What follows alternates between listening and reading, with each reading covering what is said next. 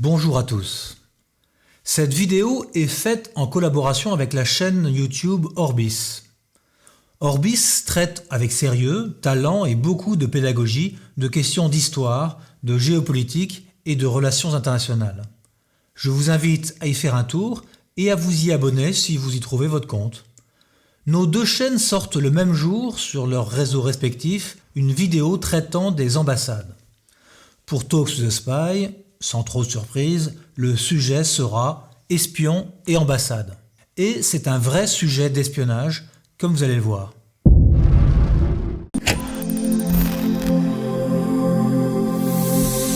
C'est quoi finalement une ambassade ?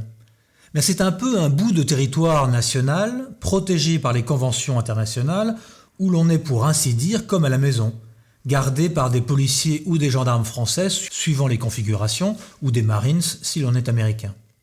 Personne ne peut y entrer, sauf à y être autorisé par les autorités de l'ambassade. Même les policiers du pays d'accueil ne peuvent pas y rentrer comme bon leur semble. Alors évidemment, c'est du pain béni pour un service de renseignement. Bien dissimulé derrière cette enceinte hautement sécurisée, l'espion peut se laisser aller à toutes sortes d'activités, même les plus illicites. Dans les pays les plus importants, ceux où les intérêts de notre pays sont les plus évidents, vous pouvez être certain qu'à l'intérieur de l'ambassade, vous y trouverez un poste de la DGSE. En particulier dans ce que l'on appelle en France l'arc de crise, qui comporte tous les pays situés entre la Mauritanie à l'ouest jusqu'à l'Afghanistan à l'est. Dans un poste de la DGSE, vous trouvez au minimum 2 personnes. Un chef de poste ou une chef de poste et un ou une secrétaire chargée de la logistique et des transmissions. Quand le poste est plus important, le service y déploie des moyens supplémentaires. Un autre officier traitant, ou plusieurs, pour recruter et manipuler des sources humaines, puis d'autres secrétaires lorsqu'un seul ne suffit plus à la tâche. Parfois même, suivant les cas, vous pourrez trouver une antenne de la direction technique, avec des personnels dédiés, ainsi qu'une protection assurée par des membres du service action lorsque la zone est jugée tellement dangereuse que les officiers traitants ne peuvent pas traiter leurs sources dans des conditions normales de sécurité. Du coup, dans une poignée des pays du globe, un poste de la DGSE peut comprendre plus d'une dizaine d'individus. Mais sachez que ce n'est rien au regard de ce que font d'autres services de renseignement. À la grande époque de la traque de Ben Laden, par exemple, l'ambassade américaine d'Islamabad comptait ainsi plusieurs centaines d'espions, CIA et NSA confondus. On est là évidemment sur une autre échelle. Les espions déployés dans les ambassades se livrent à 2 types de renseignements. Le renseignement humain, avec le recrutement et la manipulation de sources, et le renseignement technique. Ce dernier bénéficie d'une opportunité qu'aucun pays n'est prêt à laisser passer. Puisque dans une ambassade, on est chez nous et que l'on y fait à peu près ce que l'on veut, certains choisissent même d'y découper des opposants, n'est-ce pas ?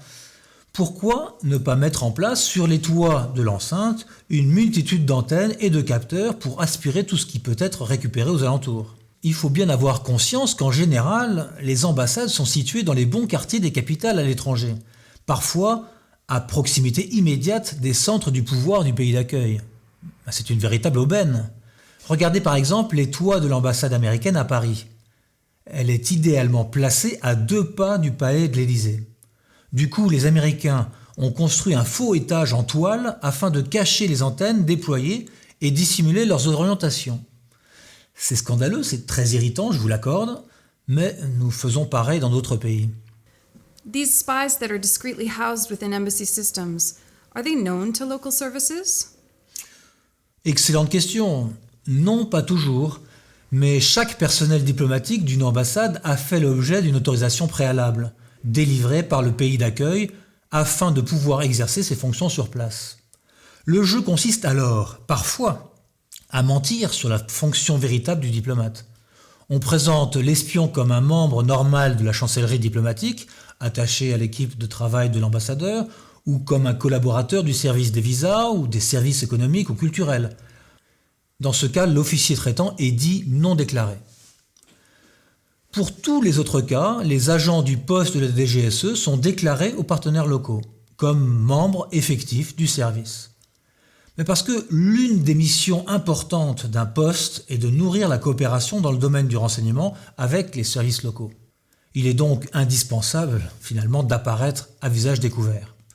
D'ailleurs, chaque chef de poste et au moins un secrétaire sont systématiquement déclarés aux services locaux. And so these declared staff can't really do intelligence work because everybody knows who they are. Mais si, heureusement, bien souvent, les services locaux chargés du contre-espionnage ne disposent pas de moyens suffisants pour contrôler tous les espions insérés dans les ambassades de leur pays.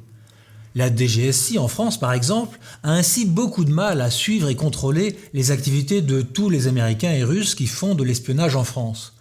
Paris, voyez-vous, est une place importante du renseignement international, une sorte de nid d'espions comme il en existe quelques-uns dans le monde. Alors la DGSI travaille par sondage. On tolère beaucoup quand on estime que nos intérêts vitaux ne sont pas directement menacés. Mais puis, lorsque l'on tombe sur une affaire où l'espion étranger a visiblement dépassé les bornes, alors là, on l'expulse. On le fait discrètement sans faire de vagues, entre gentlemen, parce que l'on fait pareil chez le voisin et que l'on souhaite pouvoir encore y travailler tranquillement. Ou alors, on le fait au grand jour, lorsque le pays souhaite marquer sa mauvaise humeur, et que ça commence à bien faire. Do all spies who work within embassies receive diplomatic immunity? Oui, ils possèdent tous un passeport diplomatique, et leurs véhicules sont dotés de plaques diplomatiques de sorte qu'ils ne peuvent pas être fouillés. Jamais. C'est évidemment très pratique lorsqu'il s'agit de se livrer à des activités d'espionnage. On peut ainsi, en théorie, cacher quelqu'un dans le coffre de sa voiture et le faire rentrer dans les garages de l'ambassade à l'abri des vues des services locaux pour pouvoir le débriefer tranquillement. Le risque principal pour ces espions en ambassade, malgré la protection que leur confère leur immunité diplomatique, c'est de finir par être détectés sur des opérations qui agacent les services locaux, et que ces derniers se décident de l'expulser, lui et sa famille. Quand on veut se montrer un peu gentil, on donne aux fonctionnaires 2 semaines pour organiser son retour, et quand on est très agacé, l'espion est conduit dans le premier vol, manu militari, destination son pays d'origine. Mais parfois, les espions, même protégés par les conventions internationales, opèrent dans un pays qui se permet certains écarts avec le droit. Personnellement, j'ai témoigné d'incidents violents dirigés contre les personnels dont j'avais la charge, qui violaient allègrement les règles élémentaires du droit international. Voiture bélier dans un faux accident de voiture, arrestation et passage à tabac, interrogatoire avec forte pression psychologique, faux cambriolage et utilisation d'armes à feu pour terroriser la famille de l'agent visé. Et j'en passe. Un vrai film d'espionnage, quoi. Sauf qu'ici, tout est vrai, hélas. Wow. In what country did that happen? Bon, il n'est pas nécessaire de le préciser ici, le pays visé se reconnaîtra. Mais je compte sur les doigts d'une main, au minimum, les pays dans lesquels ce genre de pratiques sont parfaitement envisageables. Il faut en avoir pleinement conscience lorsque l'on est déployé dans ce type de destination un peu particulière et agir en conséquence.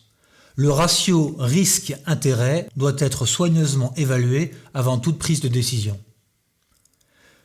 In that type of situation, I guess being effective in your job must be fairly difficult, even if you are protected behind embassy walls. Il est évident que le grand jeu pour le contre-espionnage local, c'est de tout faire pour être renseigné sur ce qui se passe à l'intérieur. Pour arriver à ces fins, il y a encore 2 types de solutions. D'abord par l'humain, en plaçant dans le cœur du système un employé de l'ambassade ou même plusieurs placés à différents endroits stratégiques qui auront été recrutés au préalable et qui recevront une liste de courses.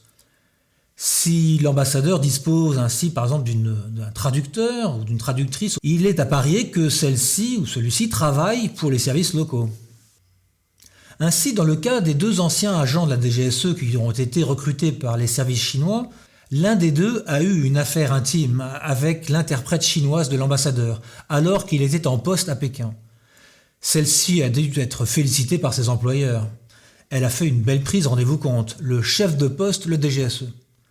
Heureusement, la nouvelle a été rapidement rapportée au service et le chef de poste a été immédiatement renvoyé en France. Mais quelle faute professionnelle lourde de la part de cet agent de la DGSE, n'est-ce pas? La chair est faible, c'est à peine croyable. D'ailleurs, de nos jours, les ambassadeurs ne font plus ce type d'erreur. Leurs plus proches collaborateurs sont systématiquement des nationaux français pour éviter les déconvenues. Et puis, deuxième moyen pour s'infiltrer dans une ambassade, les moyens techniques. Là, il s'agit de parvenir à placer des micros aux bons endroits. Le bureau de l'ambassadeur ou la salle de réunion de la chancellerie par exemple. Un besoin de changer votre climatisation ? Pas de problème, on vous arrange ça.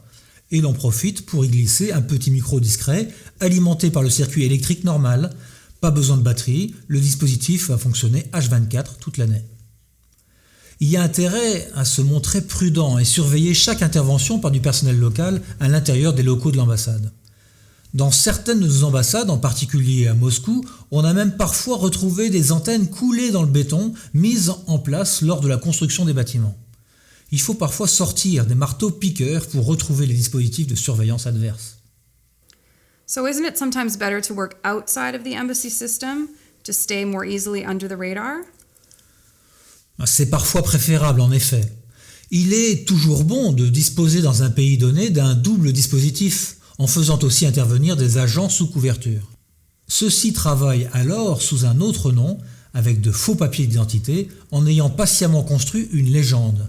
C'est une méthode difficile et risquée car le personnel concerné n'est plus protégé par son passeport diplomatique. Il risque bien plus qu'une simple expulsion. S'il est pris, il peut rester plusieurs années en prison avant que son gouvernement ne parvienne à le récupérer. So back to spies within the embassy system. How does it work on the inside with your diplomat colleagues and perhaps specifically with the ambassador? Is it all suspicion and conflict, or do you manage to nonetheless build constructive relationships? La bonne entente à l'intérieur de l'ambassade vis-à-vis des agents secrets infiltrés n'est nullement garantie. Car les espions peuvent agacer. Ils sont placés un peu hors hiérarchie et l'ambassadeur n'a par exemple aucun accès direct à leur production qui est envoyée à Paris, à la centrale, en dehors de son contrôle. L'ambassadeur, première autorité dans son ambassade, ne note pas le chef de poste et il n'a pas une prise totale sur lui.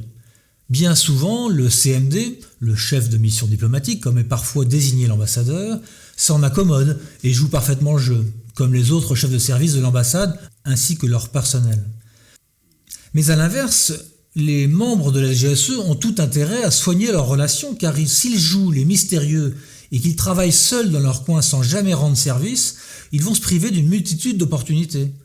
Car lorsque les relations sont bonnes, il n'est pas rare en effet que le service des visas, par exemple, signale un cas intéressant à l'antenne de la DGSE. Autre exemple, certains des ambassadeurs avec qui j'ai travaillé m'ont également arrangé des réceptions dans leur résidence de manière à ce que je puisse être présenté à une personne d'intérêt que je lui avais désignée et que je comptais recruter. En retour, il est de bon ton d'informer l'ambassadeur au cours d'entretiens privés réguliers en lui servant quelques informations inédites de nature à faciliter son travail sur place et à affiner son analyse. Vous voyez comme bien souvent, le travail dans une ambassade est un travail d'équipe.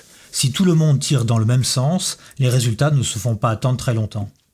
Et pour ceux qui veulent creuser un peu cette question des ambassades et ses petits secrets, je vous signale ce livre qui vient de paraître aux éditions Webec, l'éditeur de Profession Espion. Il s'agit des secrets de la valise diplomatique. Et ce livre fourmille de petites anecdotes amusantes sur le service de la valise diplomatique et qui permet à une ambassade et aux agents de la DGSE à l'occasion de transmettre des documents secrets qui ne peuvent pas être numérisés. Eh bien, cette vidéo s'achève, chers abonnés, et il est temps de nous quitter. N'oubliez pas la règle du jeu pour témoigner votre attachement à la chaîne. Un petit pouce bleu permet à Talks to the Spy de continuer à grandir. Sinon, j'ai remis à mon éditeur le manuscrit de mon deuxième livre qui traitera de la clandestinité et des espions qui travaillent sous légende.